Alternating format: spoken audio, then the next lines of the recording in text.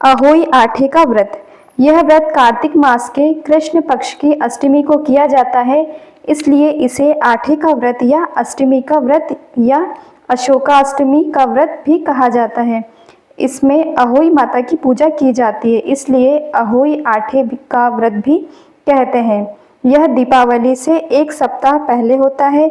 जिस दिन या वार को यह व्रत होता है, दीपावली भी प्रायः उसी दिन की होती है। इस व्रत को वे स्त्रियां ही करती हैं जिनके संतान होती है। अहोई आठे का व्रत करने की विधि। इस दिन स्त्री पूरे दिन भर व्रत रखे, फिर सायंकाल को घर के आंगन के दीवार पर या अपने घर के पूजा घर में के निकट की दीवार पर अष्टकोष्ठक की अहोई की पुतली बनाए और उसमें इच्छा अनुसार रंग भरे। फिर उसके पास में सेई तथा सेई के बच्चों का चित्र बनाएं अथवा बाजार से अहोई आठे का कैलेंडर लाकर भी लगा लें।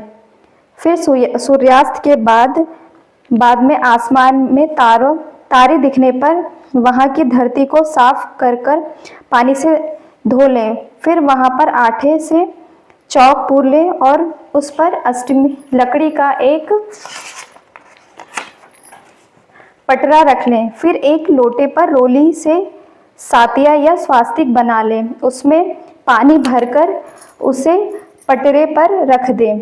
एक कटोरी हलवा तथा श्रद्धानुसार रुपए रखें। एक रोली, फिर रोली, चावल, हलवा आदि से अहोई माता का पूजन करें। इसके बाद में सभी महिलाएं अपने हाथों में गेहूं के 9 दाने लेकर फिर कोई एक महिला व्रत की कथा को पढ़े तथा अन्य महिला शांतिपूर्वक सुने।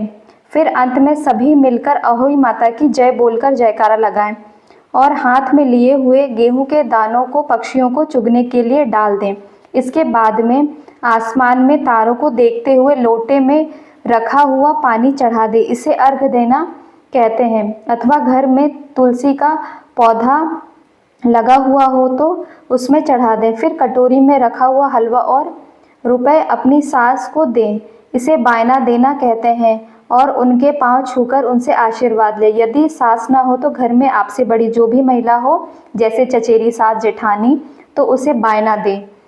इसके बाद में स्वयं भोजन करें। अहोई आठे के उज्जमन की विधि।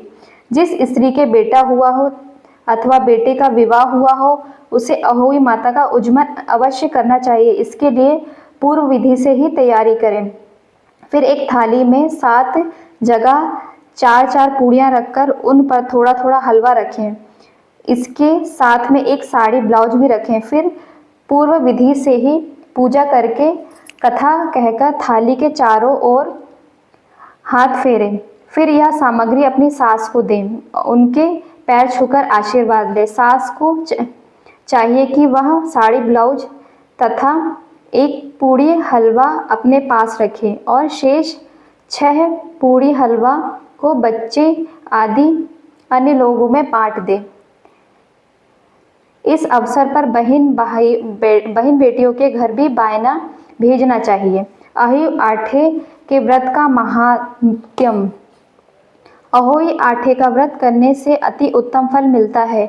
इस व्रत को करने वाली स्त्रियों की सभी संतानें दीर्घायु होती है, उनके रोग शोक दूर होते हैं और उनको सुख समृद्धि संपत्ति की प्राप्ति होती है। उनमें सद्बुद्धि का विकास होता है और सभी प्रकार के सद्गुण आते हैं। इस व्रत को करने वाली स्त्रियों की संतानें जीवन के प्रत्येक क्षेत्र में सफलता प्राप्त करती हैं। अहोई आठे की व्रत कथा। बोलो अहोई माता की जय। एक साहूकार था जिसके 7 बेटे थे, 7 बहुएं थी और एक बेटी थी। दीपावली से पहले कार्तिक बदी अष्टमी के दिन 7 बहुएं अपनी एकलौती ननद के साथ में जंगल से मिट्टी लेने के लिए गई। जहां से वे मिट्टी खोद रही थी वहां पर स्याऊ सेह की माद थी। मिट्टी खोदते समय ननद के हाथ से सेई का बच्चा मर गया। तब स्याऊ माता बोली, तूने मेरे बच्चे को मारा है, इसलिए मैं तेरी कोख को बांध दूंगी। तब ननद ने अपनी सातों भाभियों से कहा कि मेरे बदले में तुम में से कोई अपनी कोख बांध लो।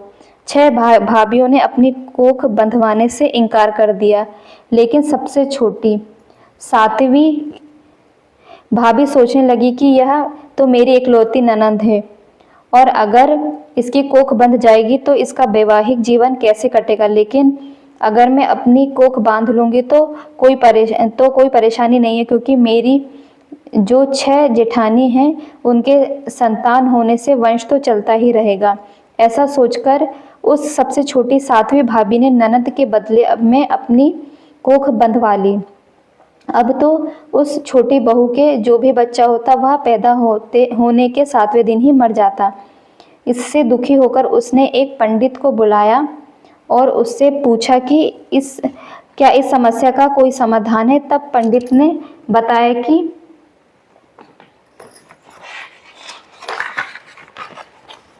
काली गाय स्याहू माता की भायली है, इसलिए तुम काली गाय की सेवा करो। तुम्हारी सेवा से प्रसन्न होकर जब काली गाय तुमसे वरदान मांगने को कहे तो तुम कहना कि हे गाय माता, तुम अपनी भाईली से कहकर मेरी कोख बंधवा दो। फिर जब तुम्हारी कोख खुल जाएगी तो तुम्हारा बच्चा जिएगा। तब बहू ने वैसा ही करने का निश्चय किया। इसके बाद से वह छोटी बहू प्रातःकाल से उठकर चुपचाप काली गाय के नीचे सफाई आदि कर जाती और चारा पानी रख जाती। जब कई दिनों तक ऐसा ही चलता रहा तो एक दिन गाय ने सोचा कि आज कल कौन मेरी सेवा कर रहा है, सो अब देखूंगी।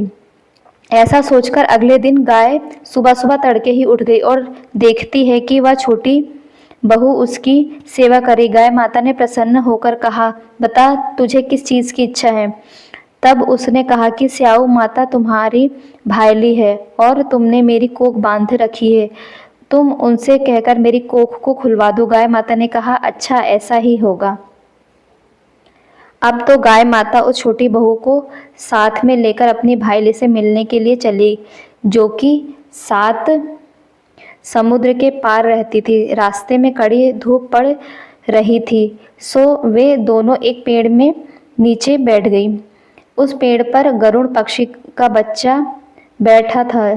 थोड़ी देर में एक सांप आया और उस बच्चे को डसने लगा।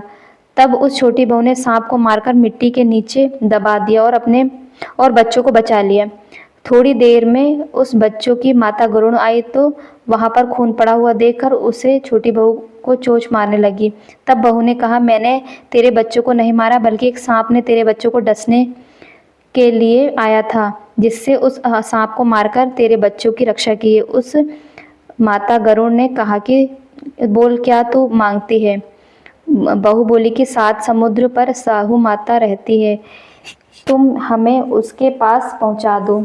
तब गरुड़ माता ने उन दोनों को अपनी पीठ पर बैठा लिया और तेज गति से उड़कर उन्हें स्याहू माता के पास पहुंचा दिया। स्याहू माता उन्हें देखकर बोली कि आओ बहन, अब तो बहुत दिनों बाद आई हो। फिर कहने लगी कि मेरे सिर में जुएं पड़ गई है, उन्हें निकाल दो। तब उस बहू ने सिलाई से सारी जुएं निकाल दी। इस पर स्याहू माता प्रसन्न होकर बोली, तूने मेरे सिर से बहुत सिलाई डाली, इसलिए तेरे 7 बेटे और बहू होंगे। तब उस छोटी बहू ने कहा, मेरे तो एक भी बेटा नहीं है, तो फिर 7 बेटे कहाँ से होंगे। इस पर स्याहू माता बोली कि वचन दिया है, यदि वचन से फिरूँ तो धोबी के कुंड पर कंकरी होऊं। तब बहू ने कहा, मेरी कोख तो तुम्हारे पास में बंद पड़ी है। यह सुन स्याहू माता बोली, तूने मुझे ठग लिया। वैसे तो मैं तेरी कोख नहीं खोलती, लेकिन अब खोलनी पड़ेगी। जा, तुझे अपने घर पर 7 बेटे और 7 बहुएं मिलेंगी। तेरा घर परिवार सदा सुखी रहेगा। तू घर जाकर उजमन करियो, 7 अहोई बनाकर 7 कढ़ाई करियो, इससे तेरी संतान सदा सुखी रहेगी और तरक्की करेगी। फिर वह बहू स्याहू माता को प्रणाम करके गाय माता के साथ में वापस आ गई। अपने घर पहुंचकर देखा उसने कि उसके 7 बेटे और 7 बहुएं बैठी हैं। यह देखकर बहुत प्रसन्न हुई। 7 अहोई बनाई, फिर 7 प्रकार की कढ़ाई करके उज्जमन किया। रात के समय जेठानियाँ कहने लगी कि जल्दी से पूजा कर लो, यदि छोटी बहू ने हमें पूजा करते देख लिया तो अपने बच्चों को याद करके रोने लगेगी। फिर थोड़ी देर बाद उन्होंने अपने बच्चों से कहा कि अपनी चाची के घर पर देखकर आओ कि आज वह अभी तक रोई क्यों नहीं। बच्चों ने जाकर देखा तो लौटकर बताया कि चाची के घर तो खूब उज्जमन हो रहा है। यह सुनकर 6 जेठानियाँ दौड़ी आई, उनके घर गई, पूछने लगी कि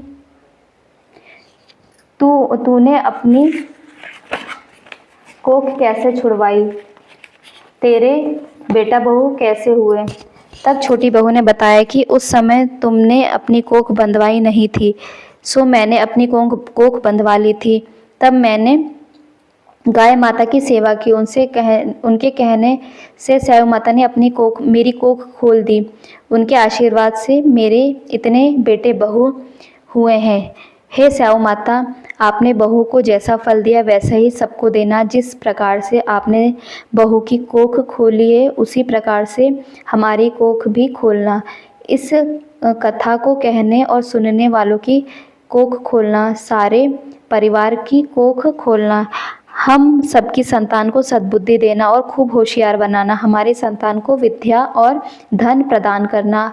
हमारी संतान को सुख समृद्धि प्रदान करना। बोलो स्याऊ माता की जय।